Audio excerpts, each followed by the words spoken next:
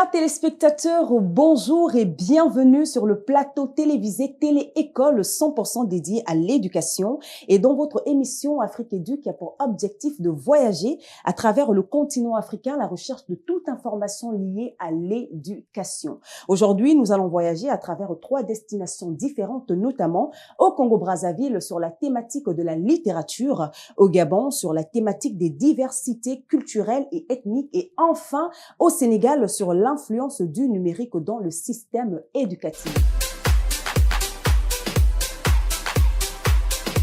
Chers téléspectateurs, une fois de plus, bienvenue sur le plateau télévisé Afrique Édu.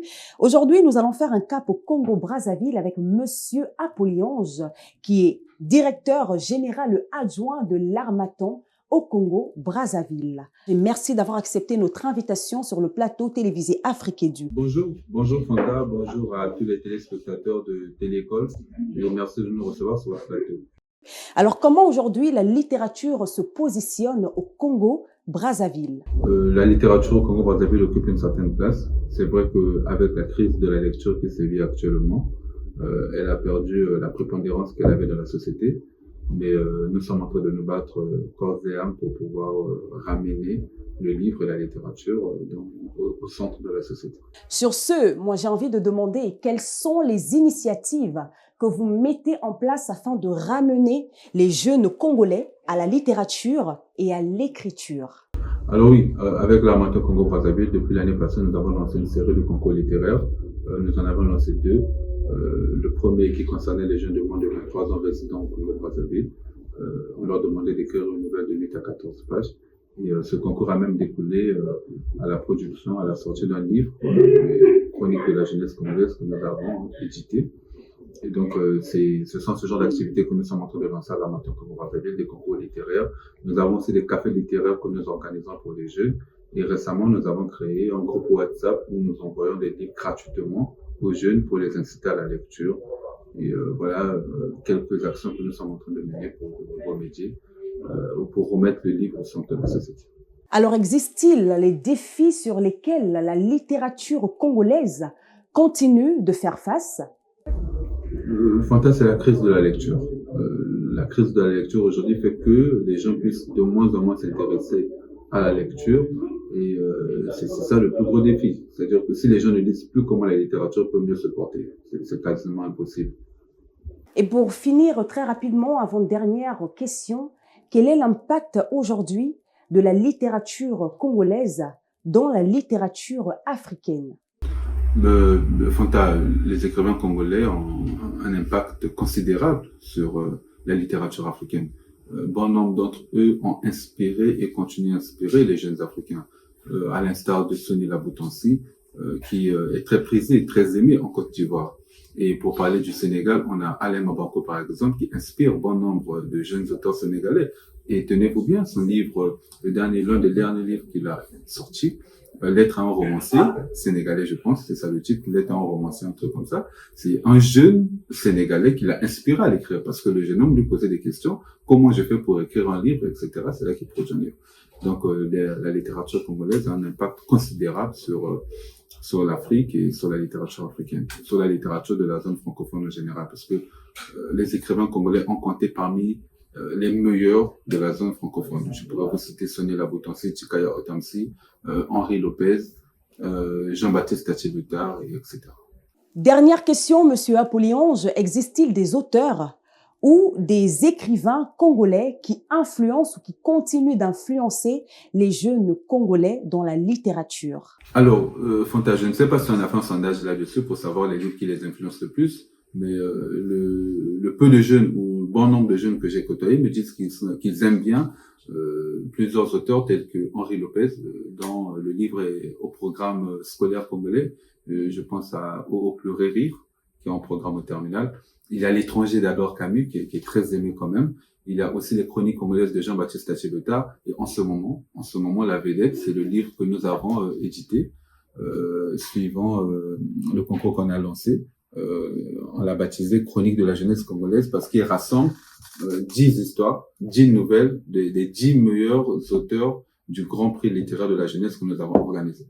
Et donc, les jeunes que j'ai rencontrés, qui ont lu ce livre, me disent qu'ils adorent le livre et qu'ils le conseillent à d'autres jeunes Congolais. C'était tout pour aujourd'hui. Merci beaucoup, Monsieur Josué Apollyon, d'avoir accepté notre invitation. Nous nous retrouvons sûrement à la prochaine pour un nouveau numéro. Les amis, le voyage au Congo-Brazzaville vient de prendre fin. Nous faisons dès à présent un saut au Gabon, dans la capitale de Libreville, avec Monsieur Abdon Mukwangi Thierry, qui est docteur en théologie politique, qui va répondre à quelques-unes de nos questions sur les diversités culturelles et ethniques du Gabon. Bonsoir, Monsieur Abdon Thierry Mukwangi, et merci à vous aussi d'avoir accepté l'invitation dans l'émission Africa Edu. Alors, Monsieur Abdon, est-ce que vous pouvez de façon laconique nous présenter le Gabon? Ok, avant de faire la présentation laconique du Gabon, il me plaît, dans le cadre de cette première question, d'adresser d'abord mes vifs remerciements à Madame Sila Fanta, pour l'invitation qu'elle me fait dans le cadre de l'émission Afrique Edu dans la chaîne Télé École. Maintenant, concernant la première question, disons tout d'abord que le Gabon est un pays de l'Afrique centrale, abordé par trois grands pays, à savoir le Cameroun, la Guinée équatoriale et la République du Congo. Le Gabon a une superficie de 267 667 km² et à près de 2,3 millions d'habitants. Rappelons que le Gabon a été indépendant le 17 août 1960 et dans le cadre actuel de la transition après le dialogue national, le Gabon va opter de manière unanime et inclusive pour le régime présidentiel. Donc, concernant la première question, succinctement, il y a ce que je peux dire pour le Gabon. Alors, pour renchérir, quelles sont les différentes ethnies que nous retrouvons au Gabon et quelle langue parlent-elles? L'une des spécificités du Gabon, c'est sa richesse multilinguistique qui constitue le patrimoine culturel du Gabon. Et nous n'allons pas parler des langues, je vais dire, importantes ou majoritaires. Mais parmi les plus importantes, nous trouvons le Fon avec près de 32% de la population. Nous trouvons, après les Pongouais, nous trouvons les Nienais, il y a les Nzebi, il y a les Bateke, il y a les Pinji, il y a les Okandais, il y a les Akele, il y a les Massango. Donc, pour ne citer que cela, mais en termes de nombre, le Gabon a près de 80 et quelques ethnies. Donc, voilà ce que je peux dire en termes d'ethnie du Gabon. Alors, comment ces différents groupes ethniques interagissent-ils au sein de la société moderne? Alors, ces différents groupes ethniques, il faut le rappeler parce que je l'ai sûrement omis, ces différents groupes ethniques ont un dénominateur commun, à savoir la langue nationale. Et comment interagissent-ils? Ils interagissent par le lien de la solidarité nationale, le principe de la socialisation qui font de l'unité nationale est un facteur important dans l'interagissement des groupes ethniques. Nous avons, dans le cadre de la dynamique de la société gabonaise, l'ethniforme qui peut être qui peut se lier au groupe mienné par le lien marital. Donc, nous retrouvons des mariages qui se font entre ethnies.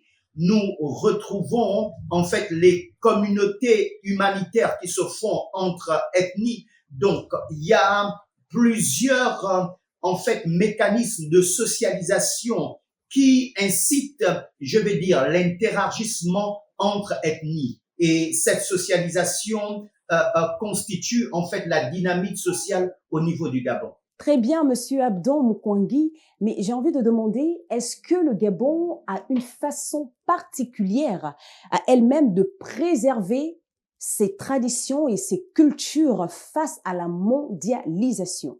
Et la richesse, cette préservation de la richesse culturelle est marquée, je vais dire, par l'encadrement juridique, mais également par le dispositif, comment dire, académique, parce que la longévité ou la sauvegarde des cultures tient compte également de l'environnement, je vais dire, juridique, institutionnel établi par nos autorités. Donc, nous avons dans le cadre, en fait, de la préservation des cultures et dans le cadre, je vais dire, de l'insertion des cultures gabonaises dans le cadre de la mondialisation, nous avons l'aspect institutionnel qui encadre les cultures gabonaises. Nous avons également ce qu'on appelle la fête de la culture où nous retrouvons en fait toutes les cultures réunies autour d'un événement qui vise à promulguer ou à promouvoir la culture gabonaise. Et aussi, nous avons ce qu'on appelle le critère de la diplomatie représentative culturelle. Aujourd'hui, nous avons en fait les unités culturelles qui vont représenter le Gabon dans les grands colloques, comment dire, internationales, dans les grandes foires internationales dont l'objectif est de vendre la culture gabonaise. Et pour finir, Monsieur Abdon, existe-t-il des fêtes ou des traditions au Gabon et comment participent-elles à la préservation ou au renforcement de l'identité nationale du pays? Évidemment, dans le cadre de la sauvegarde des cultures de notre pays, des cultures gabonaises, le gouvernement a mis en place la fête des cultures, une fête qui regroupe la diversité culturelle, parce qu'il faut aller du principe que la force du Gabon repose sur son patrimoine culturel qui fonde son identité. Effectivement, et il y a des mécanismes qui sont mis ici, comment dire, en place pour faire en sorte que la culture gabonaise puisse être préservée et participe à l'identité de notre pays. Donc, nous avons le mécanisme des fêtes culturelles. Nous avons également les mécanismes éducatifs qui visent à enseigner les générations présentes, mais également à laisser un dispositif, sinon un patrimoine culturel aux générations futures au travers la construction, je vais dire, des maisons de la culture, au travers de la rédaction des ouvrages historiques qui dévoilent, je vais dire, les pionniers de la culture gabonaise, l'histoire culturelle de notre pays. Donc, concernant cette question, nous avons d'une part la fête nationale des cultures et d'autre part, nous avons la documentation écrite qui vise ici tous deux à préserver l'identité culturelle du Gabon dans le temps et dans l'espace. Alors, c'est tout avec vous, Monsieur Abdon Mukwangui Thierry. Merci d'avoir une fois de plus encore accepté de passer dans l'émission, excusez-moi, Afrique Edu. Et nous nous retrouvons sûrement à la prochaine pour un nouveau numéro. Messieurs et dames, le voyage au Gabon vient de prendre fin, mais nous allons continuer de piloter afin d'atterrir au Sénégal avec notre correspondant, Monsieur Diouf Mamadou, qui est directeur général du Madiba Leadership Institute, qui est une branche de la communication de l'Institut supérieur de management ISM. Merci d'avoir accepté notre invitation dans l'émission Afrique Edu. Bonjour Fanta, bonjour également aux téléspectateurs du plateau Télé-École, qui est une émission Afrique Edu sur l'enseignement, sur l'école de manière simple. C'est un plaisir, naturellement, d'échanger avec vous sur cette thématique qui nous tient à cœur. Alors, Monsieur Diouf Mamadou, comment, selon vous, le numérique influence les méthodes d'enseignement pédagogiques et traditionnelles au Sénégal? Oui, une question pertinente qui vient dans son contexte et à son heure. Je pense que oui, la question du comment nous renvoie à une démonstration très claire, parce qu'en réalité, le numérique reste une partie intégrante de l'éducation moderne aujourd'hui. Et on peut considérer qu'il y a quand même les deux influences. Il y a l'influence négative et une influence positive. Influence négative parce que vous avez les enseignants, les parents, tout le monde se plaigne aujourd'hui de l'utilisation des nouvelles technologies. Mais également une influence positive parce que nous sommes obligés de faire avec, parce que ce n'est plus à démontrer son utilité ni son importance, c'est comment l'utiliser à bon escient et renforcer ce qui se faisait. Oui, il y a des méthodes traditionnelles très pratiques, il faut juste faire le mix de manière très efficace pour atteindre des objectifs. Alors, est-ce qu'il y a une évolution dans l'offre de la formation au Sénégal afin de préparer les jeunes aux métiers d'avenir, notamment dans le secteur technologique et scientifique? Oui, ça je pense quand même. Je dirais que ce soit au niveau du privé ou au niveau du public, parce que je suis directeur du Madiba Leadership Institute, donc un institut du groupe ISM qui a pris l'initiative depuis 2004-2005, ça ne date pas d'aujourd'hui, d'aller vers la formation des jeunes à ces métiers, en ouvrant d'abord une licence en informatique appliquée à la gestion, et plus tard, vers 2015-2017, l'option d'aller carrément vers le digital en s'associant avec le campus digital pour offrir aux jeunes beaucoup plus de perspectives, beaucoup plus de développement dans les métiers du digital. Mais cela également au niveau public, nous avons assisté à la naissance de l'UVS, qui reste aujourd'hui une offre de programmes en ligne, qui naturellement a beaucoup soulagé l'université publique dans la formation des jeunes. Voilà, et qui évidemment insiste beaucoup sur ces métiers du numérique en collaboration avec beaucoup d'autres acteurs comme Force N, etc. Donc nous constatons qu'il y a aujourd'hui une volonté affichée par les acteurs, que ce soit du public ou du privé, pour encadrer et renforcer les capacités de ces jeunes sur ce domaine bien précis. Alors, l'IA qui devient un outil informatique de plus en plus incontournable dans la société, quelles sont ces menaces sur le système éducatif et comment elle se prépare à y faire face? Pour les menaces, on en identifie rapidement deux. La première menace concerne les étudiants, les élèves, le système de manière générale. C'est qu'il faudrait voir comment l'utiliser de manière efficace. Parce que ce que nous constatons, je l'ai rappelé tout à l'heure dans mon propos, c'est que les jeunes n'arrivent pas à prendre conscience de l'utilisation de l'IA. En tant qu'enseignant, d'abord, je suis favorable, évidemment, à son utilisation parce que c'est un gain de temps. On interdit à un étudiant aujourd'hui d'utiliser l'IA ou à un chercheur d'utiliser l'IA, c'est comme interdire à quelqu'un d'utiliser son téléphone portable ou sa voiture pour se développer.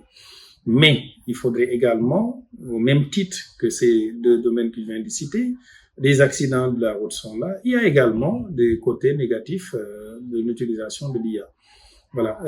L'autre aspect, c'est qu'il faudrait que les acteurs se préparent à une formation efficace, évidemment identifier les bons côtés et y aller progressivement. Il faudrait pas également qu'on se lance tout de suite parce que cela peut rendre paresseux, mais il faudrait également qu'on organise et qu'on se... Donc c'est un outil qui nous facilite la vie, mais qui doit également nous permettre et qui doit être utilisé de manière précise. Alors toujours au sujet de l'IA, est-ce que vous pensez aujourd'hui que l'intelligence artificielle pourra faire disparaître le métier de l'enseignant dans les années futures? Faire disparaître le métier de l'enseignant, c'est peut-être aller trop loin, mais déjà le 24 janvier 2025 de cette année, bien sûr, nous avons Lara Gazal, qui écrivait sur le Figaro, que dès la rentrée de 2025, l'IA sera le nouvel enseignant des élèves d'une école à l'Arizona. Voilà, on sait que le monde aujourd'hui est un village planétaire, ce qui veut dire simplement qu'il y a des avancées et qu'effectivement, beaucoup de tâches de l'enseignant pourront aujourd'hui être prises en charge par l'IA. Autrement dit, l'enseignant doit s'approprier les avantages de l'IA, l'enseignant doit intégrer l'IA dans sa démarche et l'enseignant doit également se former aux méthodes de l'IA pour être efficace. Voilà, je pense que c'est un mix. Sinon, ça va être difficile. Si l'enseignant de 2025 veut se comporter comme celui d'avant, je pense que ça fonctionnerait pas, ça mixe pas. Il faut donc que l'enseignant lui-même se prépare à l'utilisation efficace de l'IA et à en faire un outil pédagogique dans son enseignement. Alors, dernière question, Monsieur Diouf. Quels sont les principaux défis auxquels le système éducatif sénégalais continue de faire face en termes d'intégration de nouvelles technologies dans les écoles et les instituts? Le premier défi, c'est véritablement, nous assisterons ce lundi 24 février 2025 au niveau de CICAD, du lancement par le président de la République, Bassirou Diomaye Faye, de ce qu'on appelle le New Deal technologique. Autrement dit, il veut lancer en réalité le processus de modernisation, d'agilité, évidemment, de spécificité de la fonction publique, pour ne pas dire des services publics. Et alors, cela veut dire que si le système est moderne, les acteurs également doivent l'être. Donc, je pense qu'au-delà de ces actions individuelles et autres, au-delà de ces projets qui sont lancés, il faudrait sérieusement que tous les acteurs se préparent, que ce soit ceux qui sont déjà au poste dans la formation continue pour adapter leur formation, que ce soit ces jeunes qui doivent sortir aujourd'hui.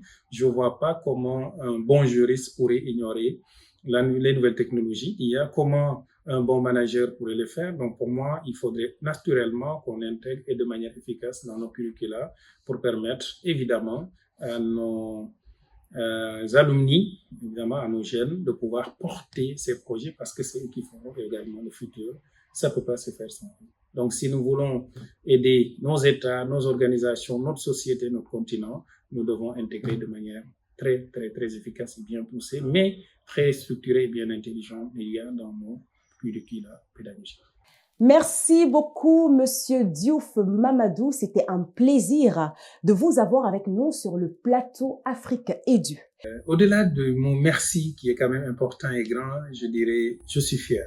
Je suis fier d'être interviewé par une jeune dame très dynamique, voilà, qui également fait de belles choses dans ce domaine et qu'on encourage vivement. On sait qu'elle atteindra le sommet. Elle a les talents, elle a tout ce qu'il faut. Donc, on vous souhaite plein succès, Fanta, et on reste disponible pour la suite si vous avez encore besoin de nos services. Merci. Chers téléspectateurs, comme vous pouvez le constater, c'est sur ces mots d'encouragement de la part de Monsieur Diouf que cette émission touche à sa fin. Merci à tous les correspondants, merci à vous, chers téléspectateurs, de regarder l'émission Afrique Edu qui, je rappelle, a pour objectif de voyager à travers le continent africain à la recherche de toute information liée à l'éducation.